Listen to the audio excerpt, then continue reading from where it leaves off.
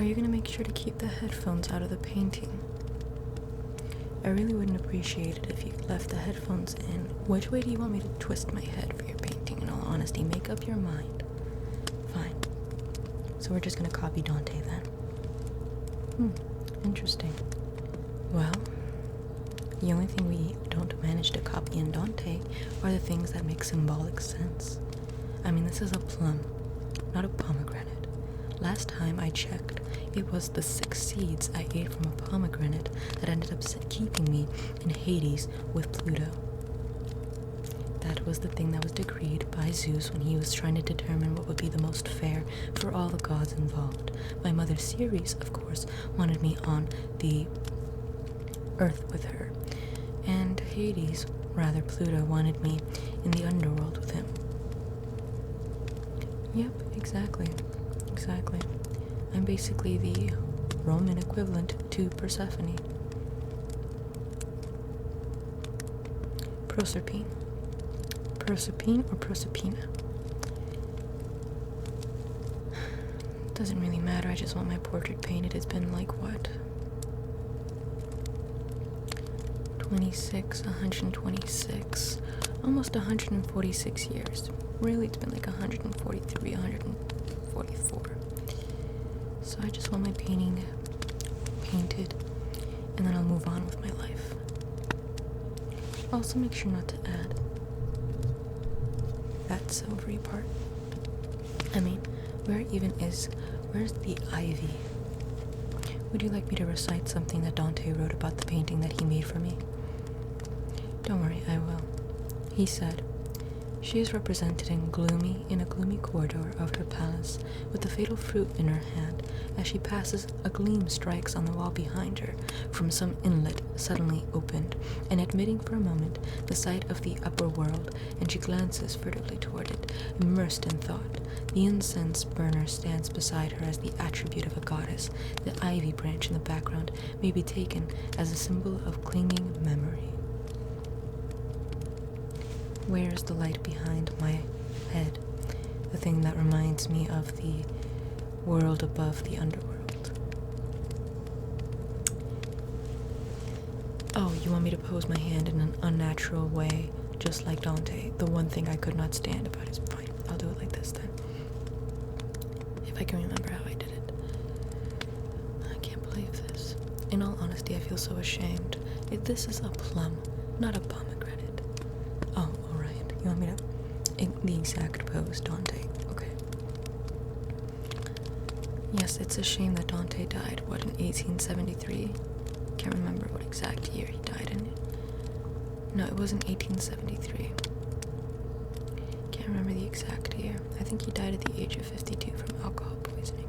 I know his wife, Elizabeth Siddall, died at 32 because for one of her portraits, or rather one of her paintings, the one that Ophelia was based on, she was the one who posed for the Ophelia painting.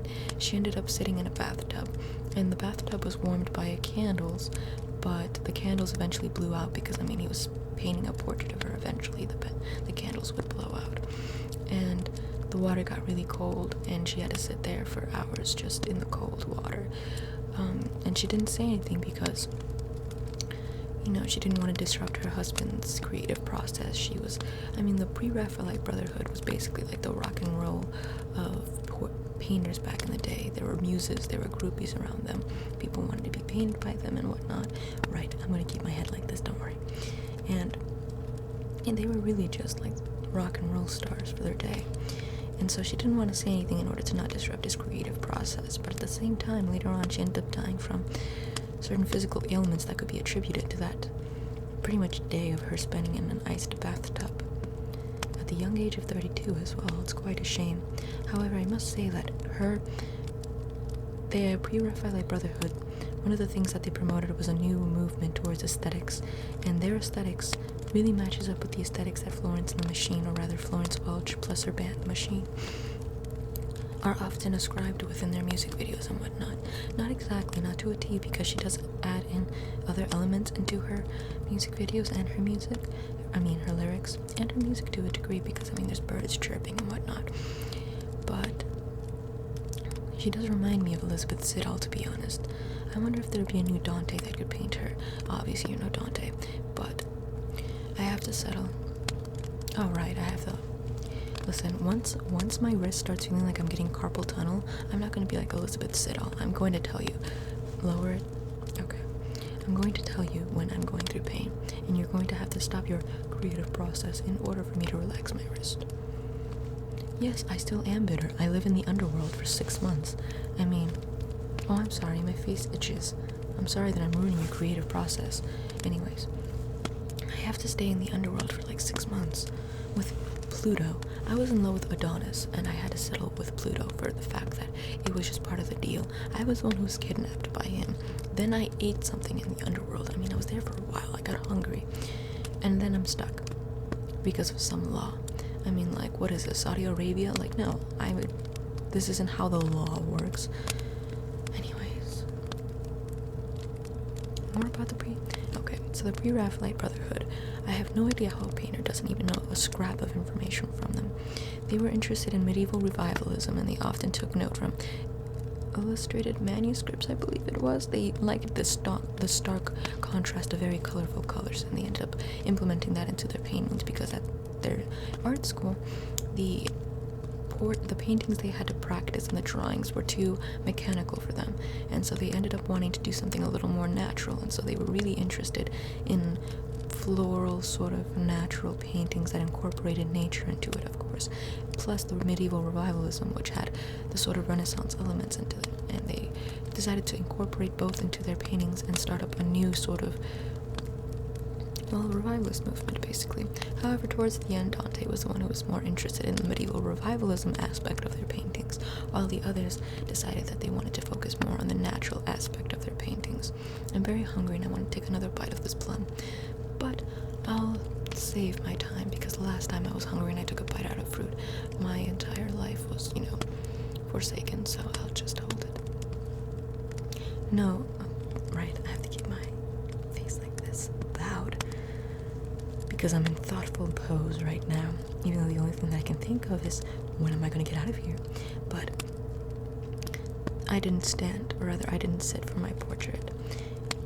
The lady who sat for my portrait was the muse Jane Morris, who ended up marrying the textile manufacturer, I believe he was, and sculptor William Morris, who was a friend to the Pre-Raphaelite Brotherhood. So she was a muse to the Pre-Raphaelite Brotherhood in the sense that she did sit in for a lot of their brunette paintings. Elizabeth Siddall was the redhead, while Jane Morris was the brunette.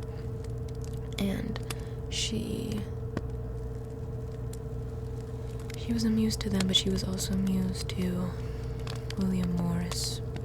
She lived to quite an old age, which was, a refreshing thing to learn, considering how Dante and Elizabeth met with such short ends that were just unnatural deaths, which kind of stand in stark contrast to their more beautiful sort of images.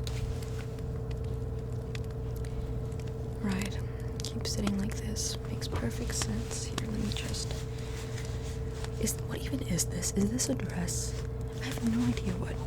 Alright, don't forget about the fruit.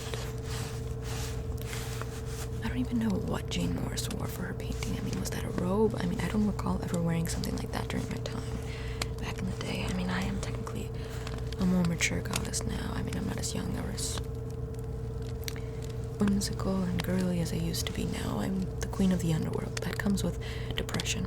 So, what is this fabric?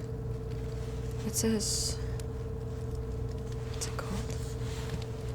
Iridescent, as the robe that Jane Morris was wearing during her portrait while it was being taken.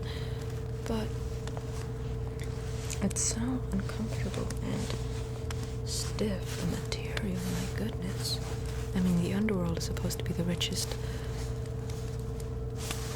source of income for the gods. Hence why Hades is so, or rather Pluto. Keep interchanging the names between Greece and the Roman equivalent to it. I mean, my cult did form in Sicily, and I am more popular in Italian provinces rather than in Grecian provinces, which is where Persephone is more. She's more celebrated in the Grecian provinces, while I'm more celebrated within Italian ones. Particularly Sicily, which is where I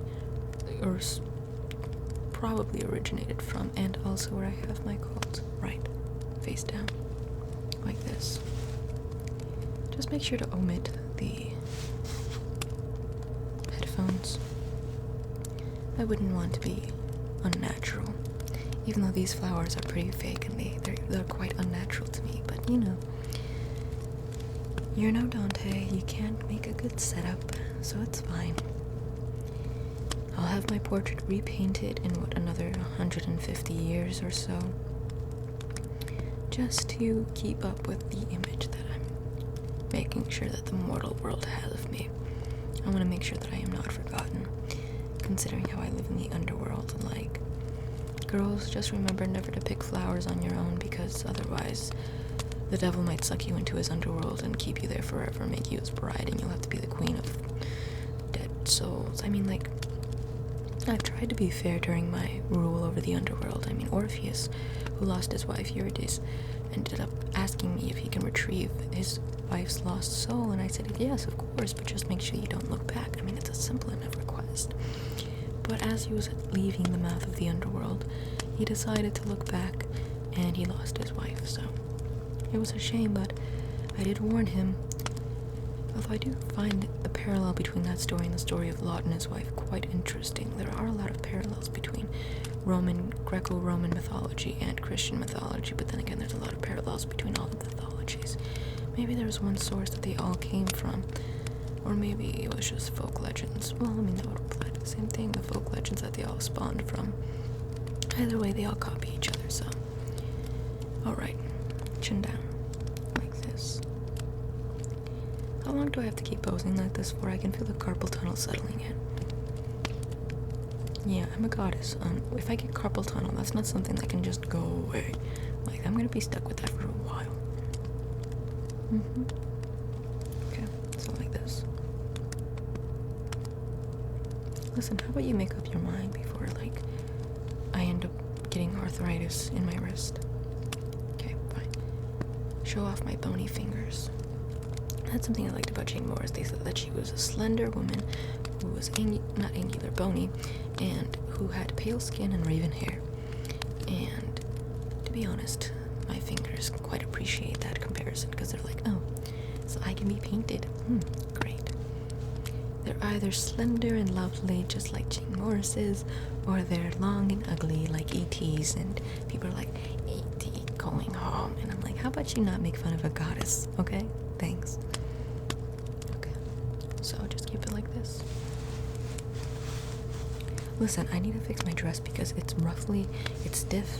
I'm quite restrained within it. I don't appreciate being restrained.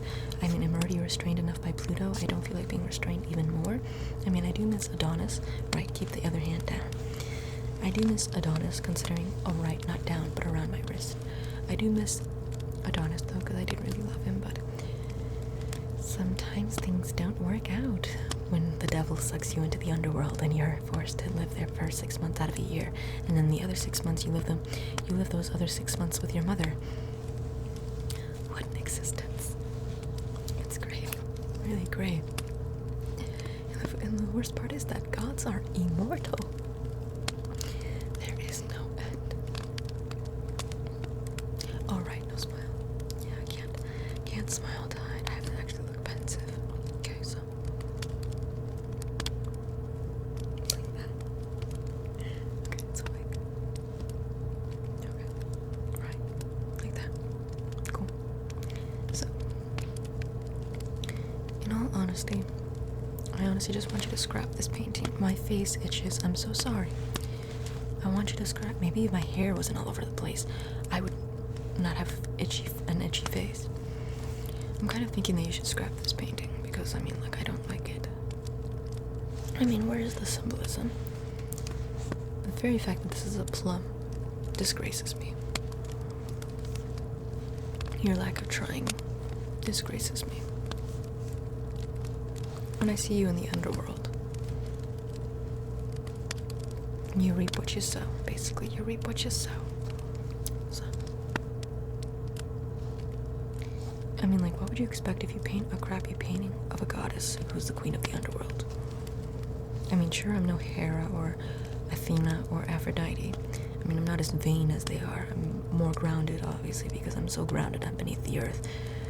But I mean, to have Dante paint a portrait of me and then have my expectations go as high as they did before I sat down for this set. Because, I mean, like, oh, well, I mean, it's been like, what, 150 years almost since, you know, Dante painted me. Maybe painters have bettered their skills. And then to hear, no, we keep things simple and less detailed. I was honestly, my hopes went beneath the underworld. Basically, that's how hard they crashed. But anyways, let's just finish up this painting and get things done with. So, chin down, looking off to the side, I guess, and keeping the pomegranate in hand in this uncomfortable carpal tunnel inducing position.